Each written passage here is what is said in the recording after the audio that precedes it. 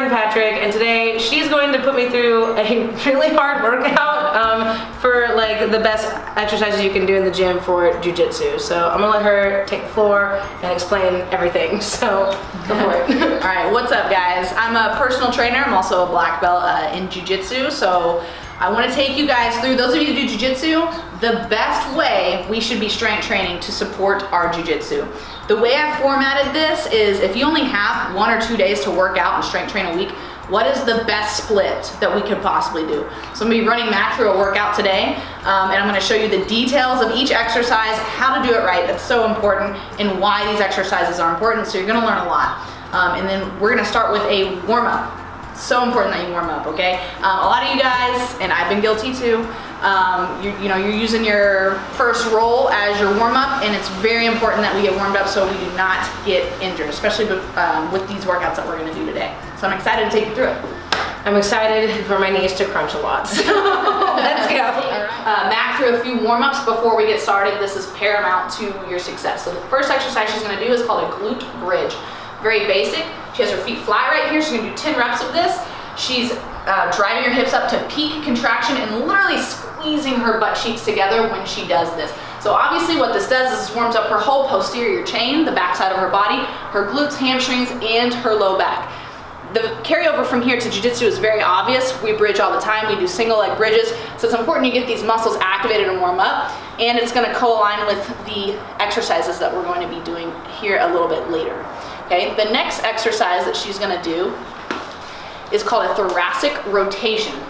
So this position she's in right here is a quadruped position. So she has her knees under her hips, her wrists under her shoulders. She's even curled her toes back, okay, and she's here with a straight back. She's gonna place one hand behind her head, and now she's gonna touch her elbow to her other elbow, and then she's gonna twist and look back up at the ceiling as far as she can. Now what she's doing here is pushing through that palm and having all the mobility come from what's called the thoracic spine, T-spine, that's your upper spine. One thing to understand about your T-spine, guys, is it's meant to be mobile, meaning it needs to extend, it's meant to rotate, and it's very important. If you do not have a mobile thoracic spine, your chances of shoulder injuries and low back injuries are gonna skyrocket. Notice one thing that she's doing really well here. She's keeping her hips stable. So watch this. You don't wanna swing your hips out, go ahead. See how she's swinging that hip out? That's a compensation. We want the lumbar spine to be stable, all right? And we want the upper spine to be mobile, okay? And this actually feels really, really good. You definitely wanna do this, guys. She's gonna go ahead and do the other side. Before you're wrestling, clinching each other, doing judo. If your T-spine is tight, you're likely to pop a rib out, hurt a shoulder. It's very hard to rotate. It's hard to pass the guard and do back steps.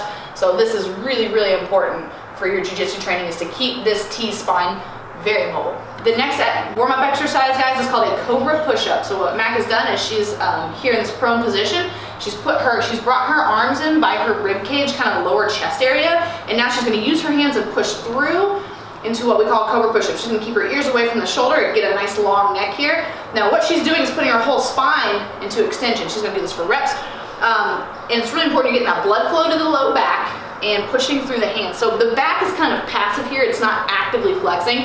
This is obviously important, guys, because we are so flexed in jiu-jitsu that we need to get out of that flexed posture and make sure we're doing plenty of extension before we get started. So number one, we don't walk around like this, okay? So these COBRA push-ups are really good even after training, after you've been pulling guard, passing guard, getting these COBRA push-ups in.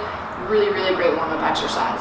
The next exercise is called a hinged YTW. So she's stood up here. She's gonna have her feet shoulder width apart. She's gonna bend her knees, kind of get a little soft knee in there. And now she's gonna do what's called a hip hinge back and load weight on her hamstrings. Good. And now, keep it even hinge a little bit more. And now she's lowering her chest down. Yes. As low as it can be, like parallel-ish to the ground. A little bit of height is okay. Now she's gonna place both hands in front of her chest. And now she's going to use her scapula and her back to make the letter Y. Go ahead. Yes. And she's going to really, yes, stay there. She wants the biceps here, even with the ears. She brings it back down. Now she's going to go straight out to a T. So we're warming up this rotator cuff. And on these, she's going to have her thumbs pointed up. That promotes external rotation in the shoulder. So again, we're warming up that rotator cuff. Now she makes the letter W. okay? Now letter W, we're gonna have thumbs back and external rotation. Notice the wide angle, just like the letter W. That should feel real good in that upper spine. Now she's gonna go through that cycle 4 more times, so 5 total times. She goes Y, yep, her T, and her thumbs stay pointed back. So we're promoting this external rotation, and then a W. If you're finding, guys, yeah, spin that elbow, good. If you're finding, guys, that you're having a hard time, just keep going, that you're having a hard time getting that bicep even with the ear, okay? You have some posterior rotator cuff and back that you need to strengthen to get that going for you, okay? The YTW is wonderful for pull-ups, presses, obviously jiu-jitsu as well. Next exercise, guys, is the Frankenstein walk. She's gonna put both hands straight out, just like Frankenstein, keep her legs straight, and she's gonna take big giant steps. And what she's doing is she's kicking her opposite toe to the opposite hand. Now notice one thing that Mac is doing is she's not bringing her hand or her toe, do that, okay? Like she has shitty mobility, don't do that. Just kick as high as you can. We're gonna turn around and come back, okay? Now, very important, guys, if you cannot, let's say another here, if you guys do this warm up and you cannot get your foot past your hip line, okay, you don't need to be deadlifting, okay? Your hamstring is way too tight. You're gonna really increase your risk of hurting your low back. So you need to make sure for certain that you can kick your foot with straight leg past your hip line, okay? Last warm-up exercise is called the best stretch in the world, also known as just a knee hug deep lunge, okay? Best stretch in the world came from a group of PTs, is what they call it. She's gonna hug her knee to her chest. That same knee she's hugging is taking a big lunging step forward. She places her left hand down for a base. She takes her right arm and she actually kind of pries her knee open and tries to touch her elbow to the ground as low as she can. Not all of you are gonna be able to touch your elbow to the ground. I couldn't when I first started doing this. Just get as far as you can. Obviously, this is good for her rear hip flexor, okay, because we are tight in jiu-jitsu with these hips way up. So she's getting that stretch. She's going through a lot of hip flexion here. Okay, very important that she doesn't bring her knee inside. We'll show you on the next one. So she's gonna stand up. Now she hugs the other knee, okay? Big step, hand goes down for balance. She's gonna take that elbow and pry the hip open. Good hip external rotation. This is good for your guard retention. Do not, guys, let your knee fall inside of your toe line. Show a little bit of bad. Yeah, that's called knee valgus. When she does that, okay, that's terrible for your ACL. Don't do that. You want to drive that knee out. Notice her foot staying flat, so that's promoting really good ankle mobility and dorsiflexion. Okay, we'll go into another one, and I want you to see what her ankle and her foot is doing here. All right, notice, foot stays flat. If you guys have shit ankle mobility, you're gonna be raising your heel off the ground, okay? And your ankle's not gonna be able to bend. You want to keep that foot down and promote what's called ankle dorsiflexion. This is also good to decrease your low back and knee pain. So Mac has really good mobility there. Most people aren't this mobile. So that means that her squats are gonna be good, her deadlifts are gonna be good when she does. All right, one of the first exercises we're doing is called a barbell deadlift, guys, and it is paramount that you warm your deadlift up before you get to a working set. Okay, so a working set means, we're about to do 3 sets of 8, okay? Her first working set will be her 8 reps, but these warm-up sets don't count, okay? So very important that you warm that up and you take the time here. So what she has is an empty barbell, okay? This weighs 35 pounds, and she's gonna do 10 hip hinges, okay? So she has her arms straight and relaxed. She's gonna keep her stance a little bit more narrow, kind of like this athletic stance, toes forward. We're gonna do a traditional deadlift, guys. There's different kinds. There's Romanian deadlifts, AKA stiff leg deadlifts, sumo deadlifts. We're gonna do traditional. So now what she's gonna do is she's gonna bend her knee slightly, hinge forward at the waist, and let the bar slide, and you're gonna keep your feet flat. You don't have to rock your weight to your heels on this one. Slide all the way past your knee, about mid-shin. Perfect. She has a neutral neck. Notice her shoulders are in line with the barbell, and she's gonna let the bar graze up her legs as she comes all the way up to the top. Beautiful. She's gonna do about 5 to 10 of these. I'm gonna walk her through this, so go ahead and go at your own pace. Now, very important, guys, that the bar grazes your legs, okay? She's keeping her back straight. I'm gonna cover those details in a second. What she does not want, bring the bar like 2 inches away from your shin. Although everything else is correct, she's straight. When she takes the bar 2 inches away from her shin, she creates more torque angle on her low back. The low back plays a key in the deadlift, but really the glutes and hips drive this up. So when she brings this bar in, okay, now her hamstrings and her glutes are gonna help drive this up. All right, hinge down again. Also, one thing she wants to avoid is go like all the way down, hips higher than the, although the back is straight, she's done good there, like that's prerequisite number 1, right? Her hips are the same level as her shoulders. In a traditional deadlift, you do not want to do this. Again, the low back is doing all the work. We want the hamstrings and glutes to drive this up. So in a traditional barbell deadlift, guys, your shoulders should always be slightly higher than the hips. And she's going to tuck her chin just a little bit so her cervical spine is neutral as it drives up. Okay, so it's really important you do some hinges with the barbell and make sure you're getting this really good pattern. Let's do a few more. And the most obvious detail, but I gotta say it, is a nice round or straight back. All right, show them what like a round back looks like. Okay, if your deadlift looks like this, like a little turtle shell, okay, you got some work to do. You need to do a kettlebell deadlift or something. Okay, so her back's nice and straight, her lats are engaged here as she comes up. All right, and the whole time what's happening is she's squeezing her glutes at the top. Okay, this should feel really, really good warming up. She's doing really good with this one. We're gonna add some weight and for our next warm-up set before we get to our working set. All right, guys, this is our first warm-up set. Notice, let's talk about the plates for a second. I have these power plates right here. It is best to deadlift with power plates. Most traditional gyms might have those like hex plates with like multiple angles. Not your best bet for deadlifting, but you gotta do what you gotta do. It's just like they're kind of clanky, like one side hits on a corner, the other side doesn't. So power plates, okay, and warming up something light, okay? This should not feel heavy to her. Now, notice here, she's gonna step up to the bar and she's gonna get in her hinge position. And what she does here is, there's something on the bar called knurling, okay? That's the rough part of the bar, where the smooth part of the bar and the rough part meet. She's gonna take her grip maybe about a thumb length away from the knurling. Kind of this depends on your arm length, all right? And she's gonna drive her knees out, touching her elbows. The bar contacts the shin, okay? We touched on this earlier, but if she lets this bar roll away from the shin and does everything right, she just created so much torque on the low back. We want the hamstrings and the glutes to carry this load, all right? Her neck is neutral. Look how everything's neutral. Her shoulders are higher than the hips. I'm gonna get your chest up just a little bit. A good cue, guys, is she has the word brothers on her shirt here. If I'm standing in front of Mac, I should be able to read brothers, okay? If I cannot read brothers, her chest is not high enough and her hips are too high.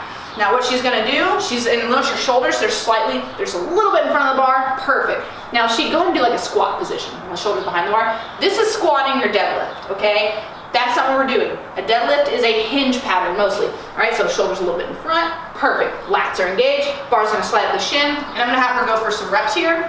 We're gonna do 5 reps, good. And she's just nice and neutral at the top. Go ahead and go back down. One thing about deadlifts, guys, she's doing this over-under grip, okay? That's a traditional grip.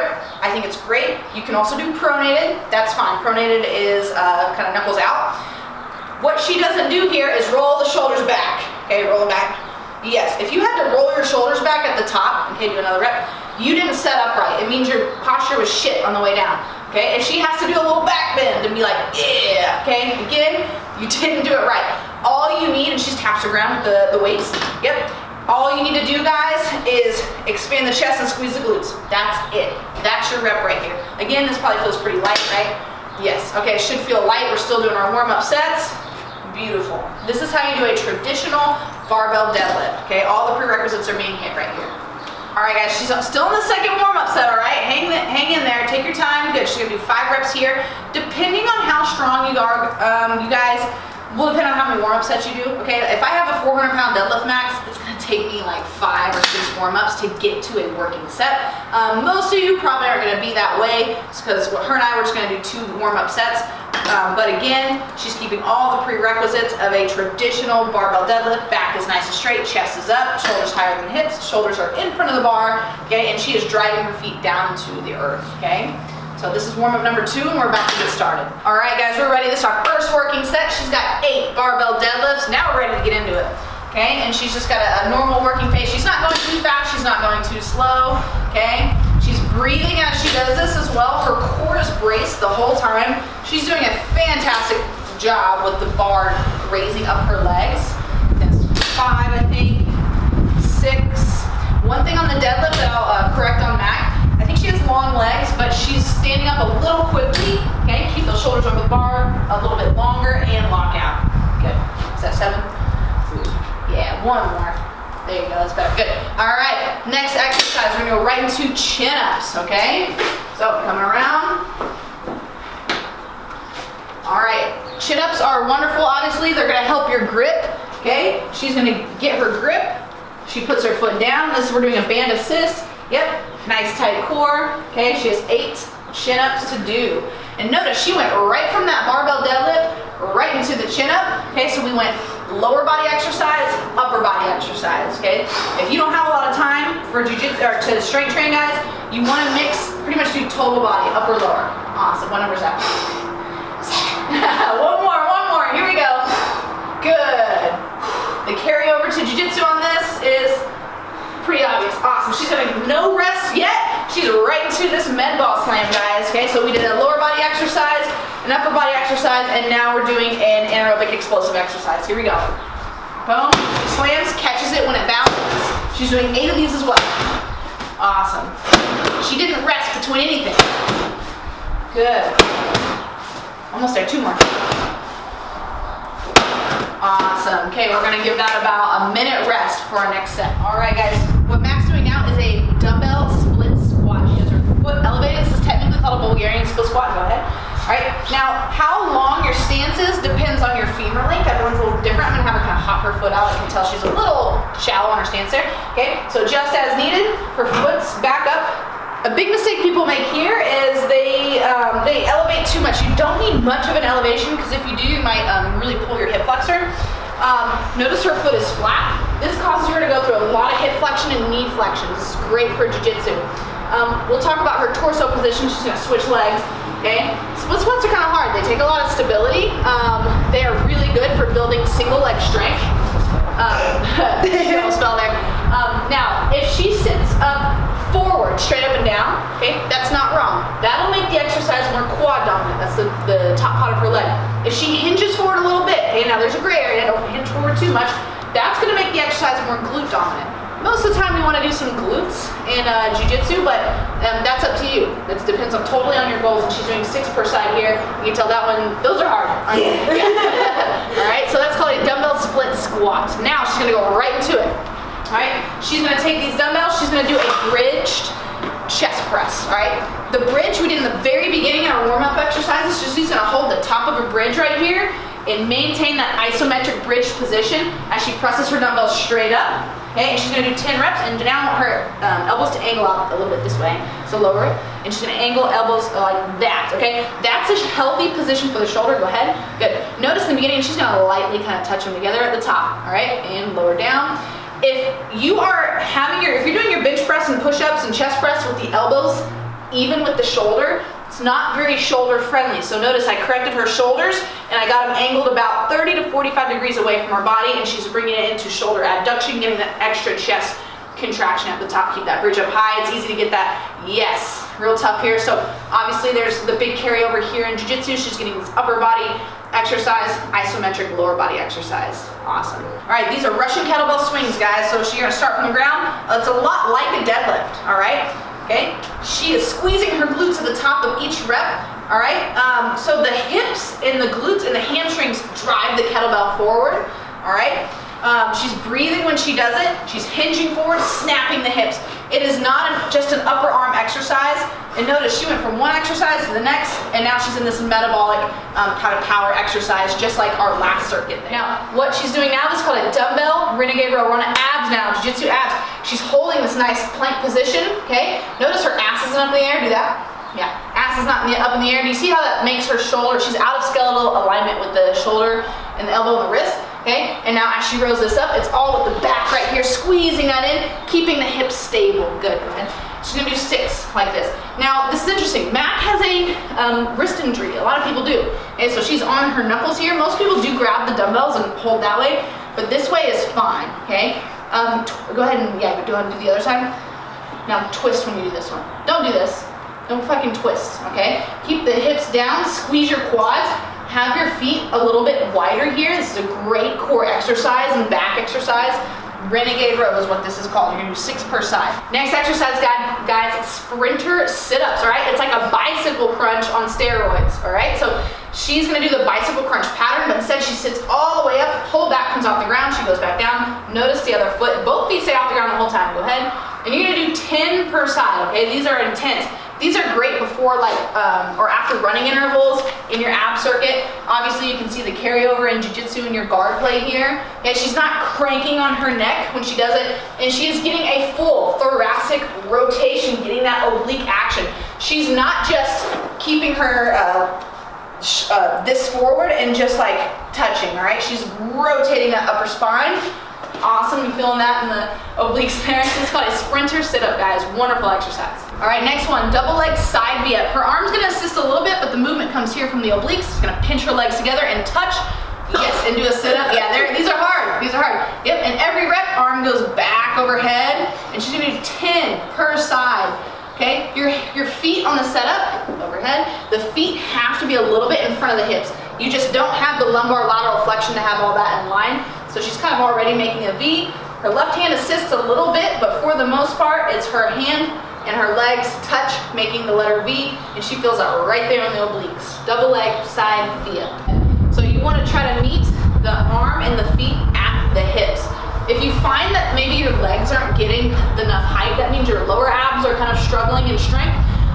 Or if you find that your legs are doing fine, but you can't crunch to meet the legs, your upper abs are lacking in strength. So you will see that whenever you do the double leg side V. Guys, thanks for watching. So to recap what we just did there, we took a lower body exercise, an upper body exercise, and an explosive anaerobic endurance exercise, and we made that into a circuit. So 3 exercises there. We did 3 total sets of those 2 different circuits.